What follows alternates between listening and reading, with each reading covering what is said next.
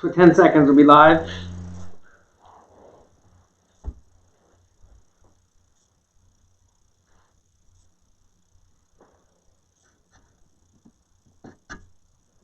All right, I think you're ready to go. You're now live. So countdown, 3, 2, 1, go. 3, 2, 1. You are live. For 10 seconds will be live. In the Father and the Son and the Holy Spirit. Amen. Amen. The gospel today is about Mary Magdalene, and Jesus appeared to Mary Magdalene, and she's given the credit of being the first evangelist to go and tell the apostles that the Lord is risen. However, I am convinced, even though it's not biblical and I could never prove it, that the first person he really appeared to was his mother. That's what a son would do. He wouldn't make her wait to hear through somebody else. So let's pray in honor of her. Hail Mary, full of grace, the Lord is with thee. Blessed art thou among women, and blessed is the fruit of thy womb, Jesus. Holy Mary, Mother of God, pray for us sinners, now and at the hour of our death. Amen. Father, Son, and Holy Spirit. All right, so I didn't want to prep you. I want you to think ahead of time, because I've been thinking of a conversation I had a little while back with the woman who came. It started off, and I think it was a fairly simple conversation, but she was smart. And she picked up nuances right away and started asking questions that turned out to be kind of a fun discussion. So I'll give you how it started out, and I don't think your answer, your response would be substantially different than mine were at the start. But again, when it gets nuanced, it gets interesting.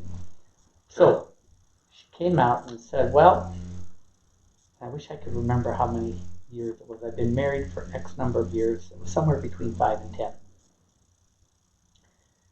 And married at the church, I tended to be married for life. I thought this was it, my partner for life. And then he walked out on me for a newer model. So what am I supposed to do now? And divorce me? She was already divorced. He walked out on me, found someone else, newer, younger, whatever. Divorced me. And so started out with 2 questions. What am I supposed to do now? Why can't I go to communion? I didn't do anything wrong. So put that on the table for you. Well, why can't you go to communion? I mean, it's funny because people in that situation, I don't understand why they automatically think that they can't receive communion. They're in the state of grace. They have not sinned. And there's no reason for them not to go to communion every day. My own grandmother was abandoned by her husband. And he not only left the family, he took off to France and abandoned the family, and it had serious repercussions. But she was a daily communicant. So I think the first thing is to say, this is his sin, not yours. Right? And the second thing is, if there's such incredible, glaring selfishness and immaturity, you should look and see if this was a true marriage or not. Bring it up and to see if there are any reasons for an annulment. But again, that is something that you need to do with a heart where you say, almost an indifference, detachment, whatever the church says. Was it or was it not? And to present that to the church and see what your situation is. But for those people, I think they have a calling. It's a true calling to go to Christ and to be closer to Christ than ever. And to seek that healing. My guess is that the person here was thinking, if this marriage broke up, since this was part of it must be my fault. There's some element of my own sinfulness or my own shortfall in that. And that's something to get past very quickly. Because if you want the marriage to succeed, but it doesn't succeed for forces that are independent of you, again, that's not an occasion of sin, but it is an occasion of hurt. And there's a lot of healing that needs to go on there, and that's where Christ is. That's the first person to reach out to. And I'm glad you said it because that's where we started. Oh, okay. And then it got interesting. I feel like I'm in the hot seat tonight. So then it got interesting. Then it got interesting because then she was, well, tell me about annulments. And so, we got into the annulments, and one of the tricky things about annulments when you present your case is it is far easier to present a good case if we're probably jumping the gun about what an annulment is. Do you want to somebody what an annulment declares before I say this?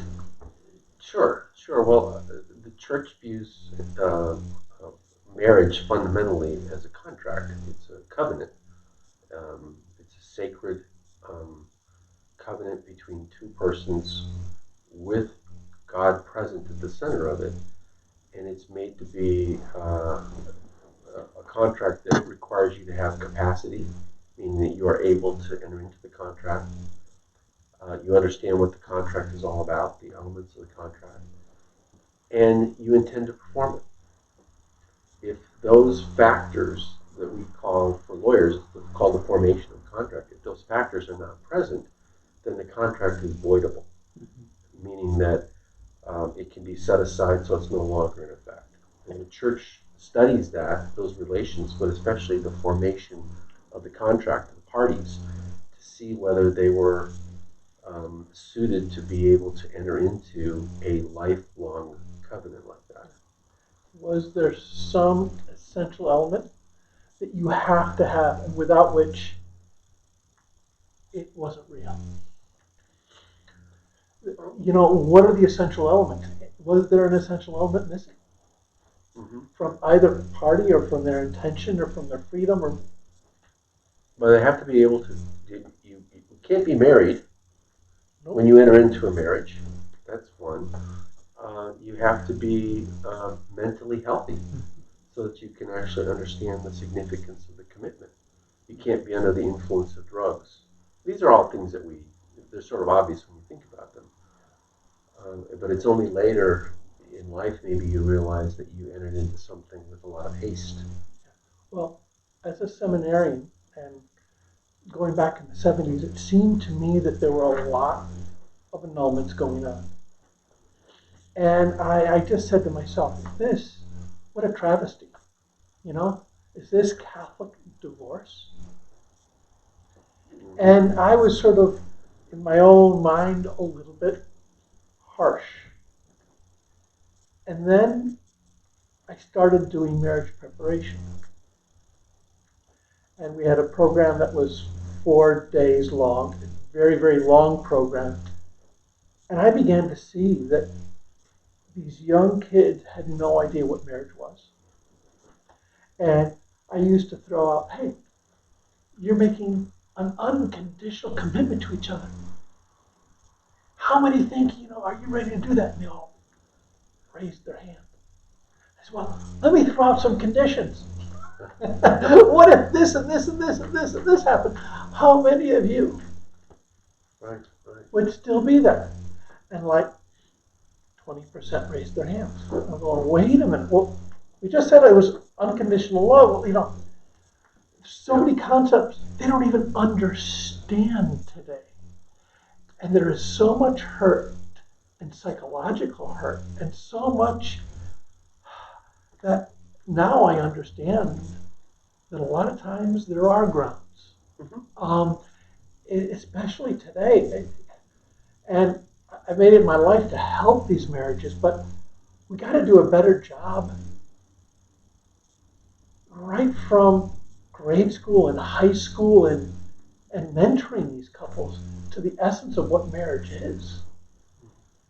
We see that right now with the COVID-19 problems. The contract that we all know, almost everyone is aware of, we experience it every day, it's our labor contract. If you're employed, you have a job. But almost all those labor contracts are called at-will contracts, meaning that you have the right to leave whenever you want to. That's the typical contract that we have. And so we have lots of furloughs today because times are tough. You can't make the payroll. Stores are closed. You can't keep hiring people.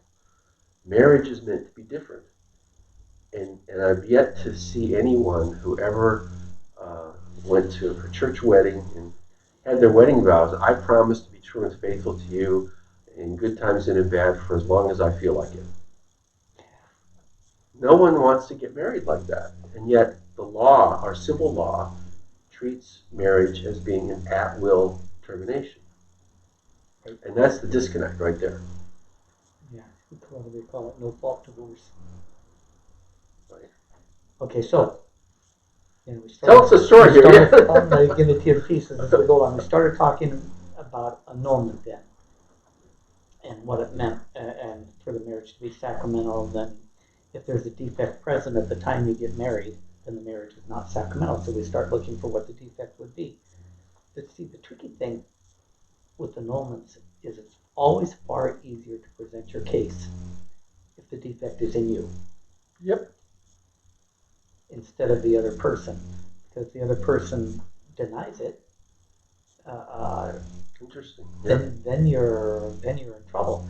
Which in her case, trying to find out okay, we're just scratching our heads. In her there are no grounds. It's all in him. But what if he says no? I intend to be married to her for life. I blah blah blah. And he denies it. Then she could get stuck. And so, then we have a hard time. She'd say, well, what do I do if there's no defect in me? That's round two. This is where it started to get interesting.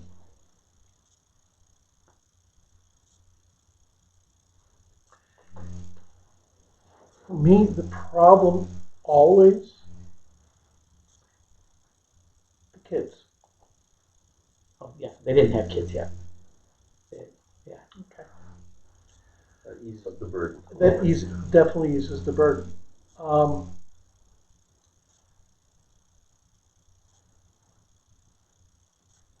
What I've always tried to do is there's a real question. Do I have a right to be married? Okay? And we can get into that question. Do I have a right to be married or not? I got married. It wasn't my fault. And you're saying I can't ever be married again. My approach is that the right question to start with? Okay? Is that the right question? Or is the question twofold? Number one, right now, you need to be healed. And number two, you need to discover you have a treasure outside of your husband. The number one problem for me when I see couples, young couples, is they see the other person and they're going to marry Billy Bob or Maybelline because they're going to make me happy. Okay? And the moment I'm not happy, it must be your fault. You must be doing something wrong. And it's a very dangerous and skewed point of view because in reality, what Scripture tells us is that we have one treasure, and it's Jesus Christ. And He is the source of happiness and fulfillment and flourishing. And so to get that person to be spiritually mature, where all of a sudden I'm not codependent on anybody. Mm-hmm. Right? And it's not that, it's my right to be, whoa.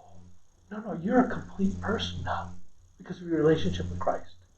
And then the next question has to be, what does Christ want from you at this moment? Mm-hmm. But it's an agonizing situation when they don't have any guilt. But I'll tell you, for me, normally the husband or the wife that just takes off, you're not the only victim.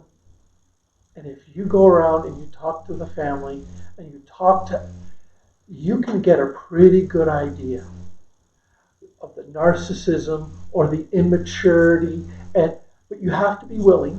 And at times, the biggest question is they're not willing because they're too hurt. So let's heal, and then let's go in and see just the damage of everybody around. And that's where you can get an idea that this person was not ready for marriage at all. If that makes any sense. I actually like that approach a lot because I can see the dilemma if the marriage was something that you truly intended and the other party didn't, and the other party isn't there to say, I want to help you or not. If you're looking for an annulment, they might do everything they could just to try to make it more difficult. Yeah. But yet there was going to be all these bodies around that person of who've been wounded because of the 9 person. times out of 10. Yeah. Probably 95 times out of 100. Well, that's the road we went down. Is okay. Then we're going to be looking at witnesses and people who know him and knew him before you were married, and why it's been 5-7 years you never had children. Is there an intention against children? Because you have to enter the marriage freely. And she said, I want a kid. Then why did you wait? Well, now we're getting to, okay, why did you wait? Was it because of him? So now we're starting to develop something where we can put it, but yeah, that's the road we went down. Mm-hmm. Now, there's one question here that some people might have. They might say, well, at the time of the marriage, both of us had the right intentions and it was solid. Yeah. But then 5 or 10 years later, it changed. Can I get that annulled? let's see, that was a part of the, well, that's the last question. I'm jumping ahead. Sorry. Let me put in the intervening question because, as we talked about more annulment men, she says at times it sounds like you're just playing with words. It really is just divorce, but you're going to put a Catholic spin on it. Because it almost sounds like, well, if you dig far enough, you can annul any marriage. So what would be the difference between that and divorce? Dennis Prager always says, well, there's some truth to that in the sense of Dennis Prager always says it's not that people divorce too quickly, it's that they marry too quickly. Mm-hmm. That's wise. Yeah. Something to that. I've seen cases where I truly believe that the marriage was real, it was sacramental, and habits of sin and selfishness started 10, 15, 20 years down the road. And I think the church does recognize those situations and does not give annulments in those situations because it has to defend the bond of marriage. If it's not defending that bond, we're in trouble. What God has joined, let no man separate. But I also think today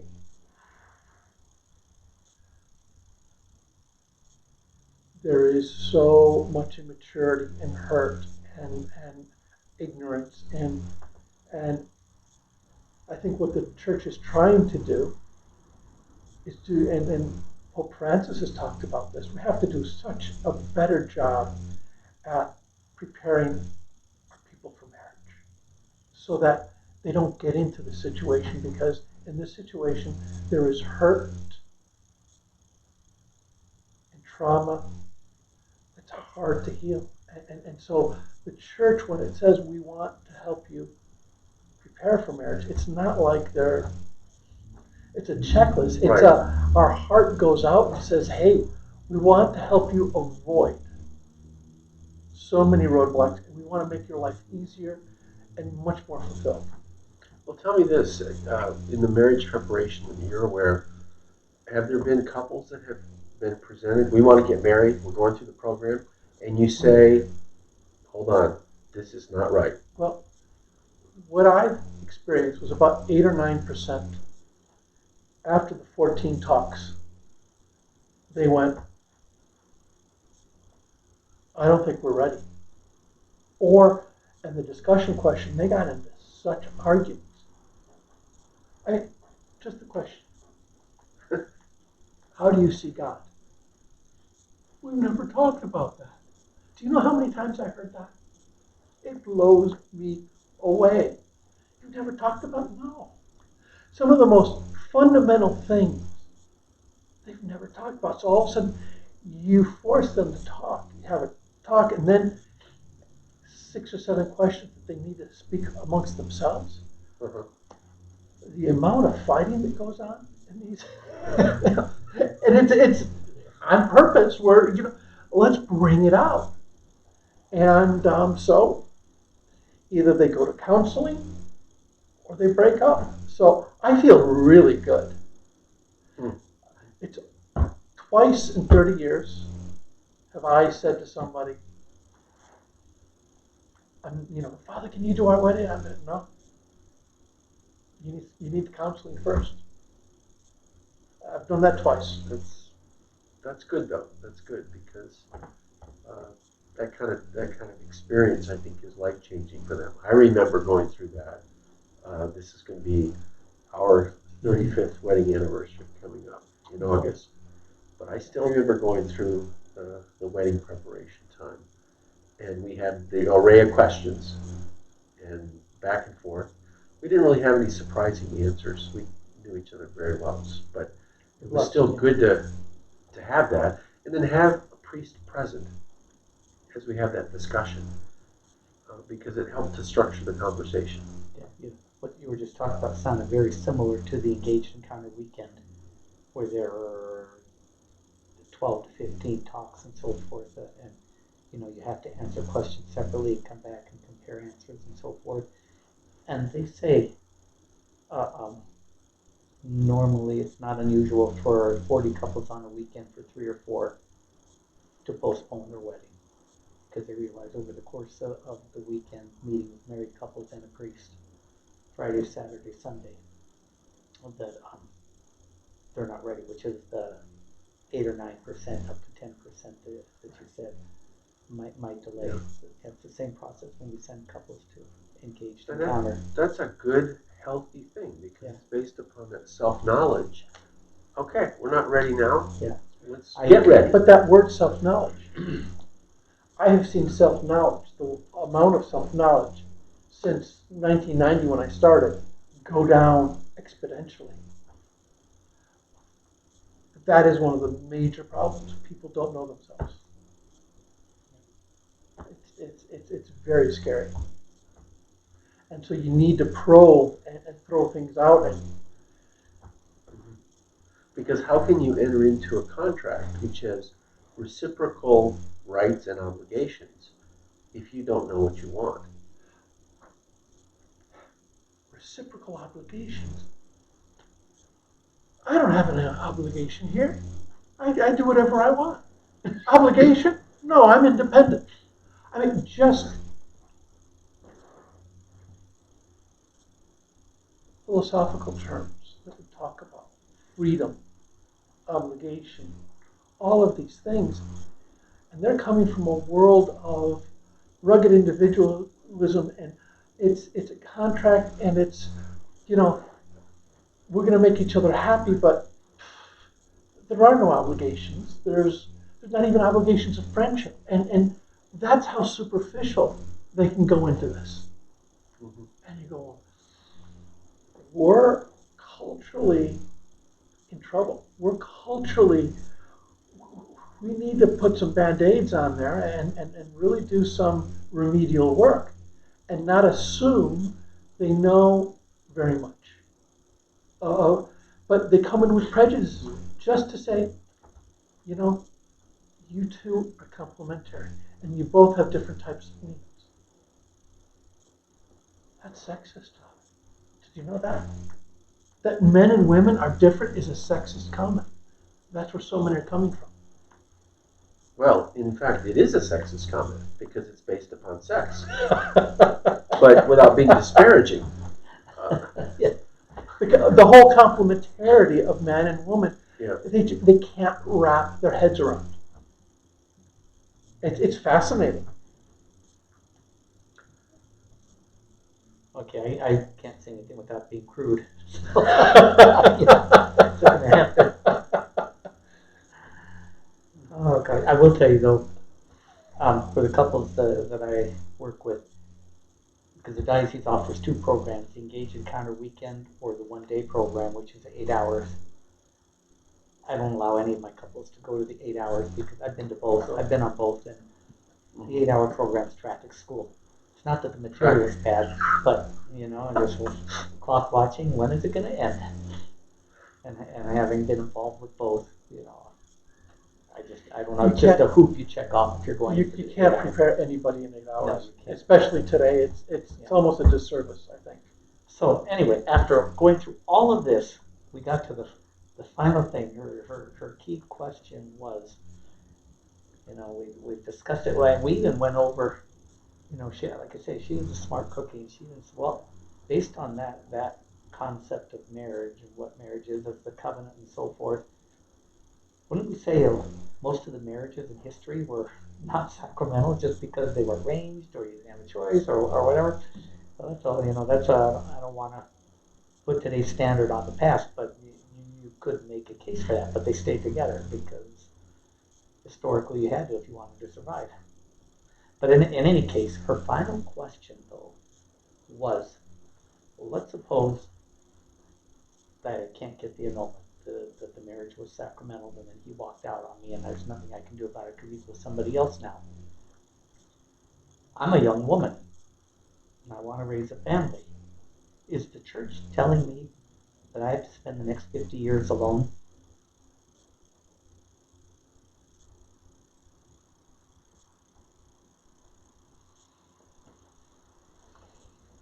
I'm going to put that right back to you. I'm going to put that over that way. Yeah, that was a hard one. That's For me,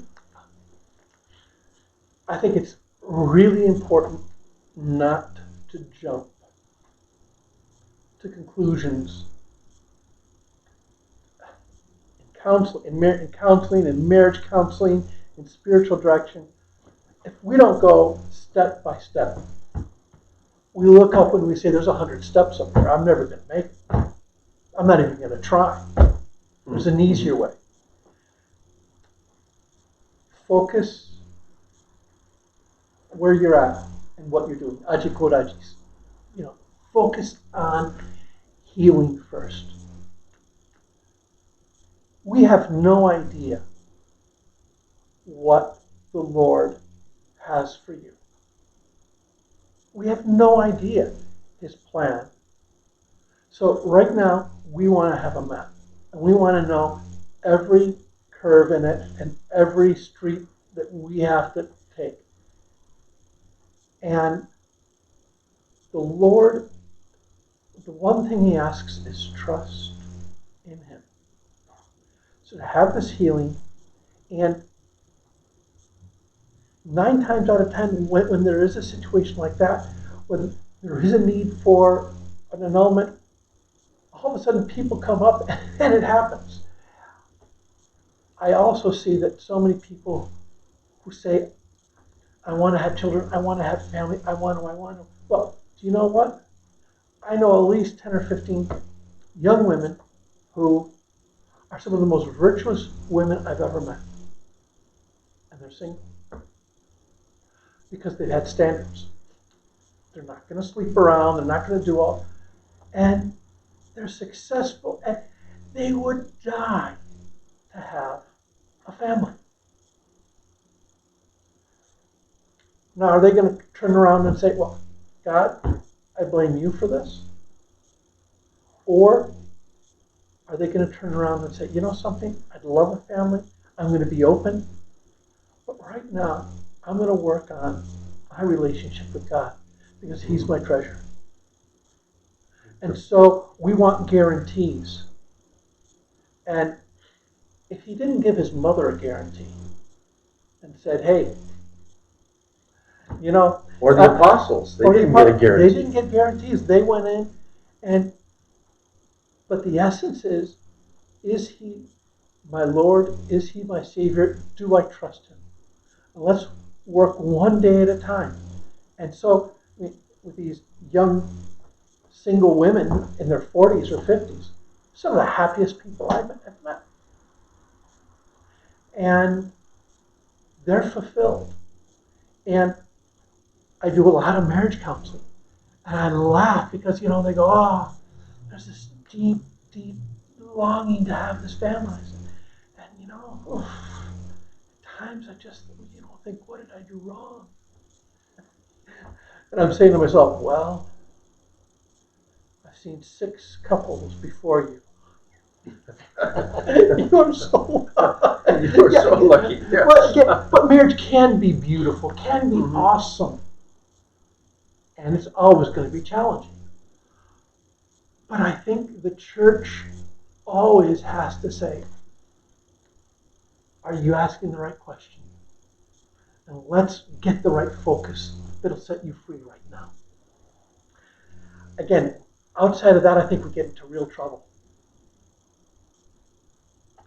Well, the question here about freedom, I think, is so important because if someone wants to have a child or wants to have a certain type of life, but for the wrong reasons, that could lead to greater pain. Yeah. And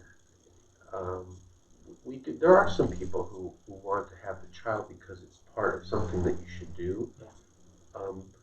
And sometimes those children are not very happy because they're not being brought up with the idea as a parent that I want this child to become a mature, independent adult rather than an appendage.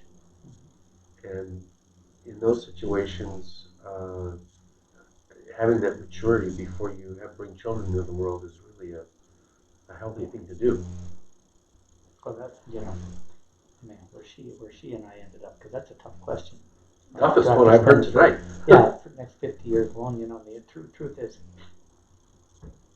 I don't know, the church doesn't ask that, and I don't know that God asks that of you. But that's not, we're not going to jump to the end. That's how you don't go from point A to Z and say, okay, skip everything in between. We only need to know right now what's the next step to take. And healing being the first one. Healing, pursue the annulment. We need to get you into counseling with a Catholic counselor who's interested in you. Yes. In your healing and your values and so forth, and not just somebody who doesn't care about marriage, doesn't care about the covenant or anything. Get you into a good counselor and so forth, and just take the next step. And when it's time to take the next one, we'll see where we go from there. And we left it at that. Well, can I just end with one story? Yeah. There was a woman who's had 2 kids, or 3 kids, and her father-in-law came down with Alzheimer's and dementia. And they had to leave their apartment and live with her father-in-law. And it was really, really difficult. And after 2.5, almost 3 years, she went to a priest and says, 75% everything my husband is making is going to the hospital bills. I have my hands filled with 3 kids, and yet I have this father-in-law, and I can't do it. I can't do it. And I'm thinking about just leaving and going back to my mom. And the priest asked, do you love your husband? She said, of course I do. Do you love your kids? Of course I do. And he said, okay, be really careful. Be really careful. Because only you can limit how much you can sacrifice. Only you can put a limit on your love. And most importantly, only you can put a limit on God's grace. And are you praying? I don't have time to pray. He said, you don't have time not to pray. You have to pray as if your life and the life of your kids and husband depended on it. And he said, being faithful to marriage has consequences. And those consequences are eternal. Being faithful to love, I think he said, being faithful to love has consequences. Those consequences are eternal. Giving up on love has consequences, and those consequences are eternal. Well, she went into the church and just cried for 2 hours, but made the decision to stick it out. 2.5 years more. And all of a sudden, her father-in-law died, and everything became easy.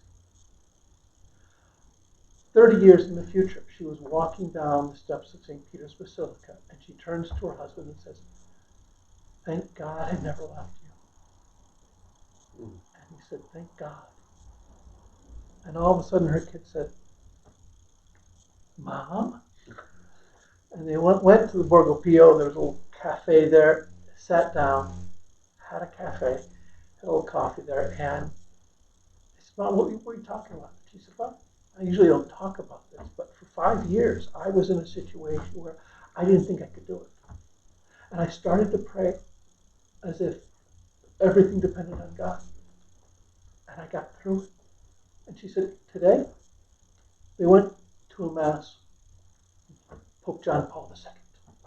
She said, today at Mass, I looked to my side and I burst out into tears because it came to me so clearly how close I came to ruining everything.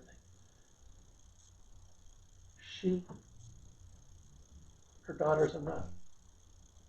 And during that Mass with John Paul II, 3 of her sons were ordained priests.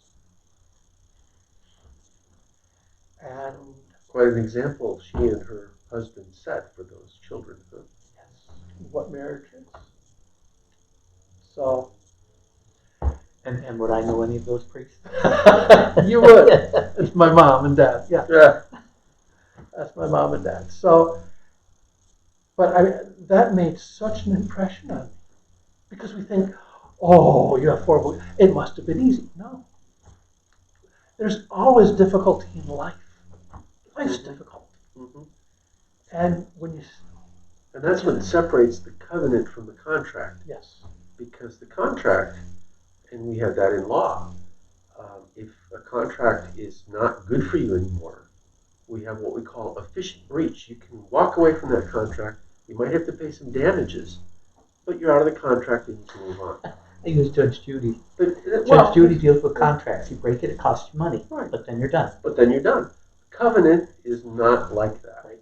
It is for life, and it helps define you as a person the way you just described it. yes. And that's why I think the church so wants couples not to wait until it's really a bad situation. When it's the beginning of a situation, come, get help. Go to your parish priest. Go to a Divine Mercy clinic, wherever you want to go. But get help. And when you get help, so you can avoid so much pain and trauma. But don't wait until you're both half dead and then crawl to get help. And at times, the longer you wait to get help, the tougher it can be to recover. Well, physicians for the soul, it's the same sort of thing. Get your checkup. Don't Yeah. wait until you have to go to the emergency room. When you're feeling that pain, talk to your priest. That's good. Well, and this is new for me. I haven't had that experience in my life, but knowing that you and other priests are there to provide guidance, to listen, that's a huge resource for our community. And I'm grateful that you've accepted that ministry because it's got to be very painful at times. It's painful, but it's fulfilling. You can save a family. You can save, wow. Yeah. What's more awesome than that? What's more awesome than that? That's great. So, That's very good. Well, we're over a half hour again. Oh, way over. Way over, but that's okay. Interesting night. I'm thinking about this conversation that I had with the woman. I put it on the table tonight.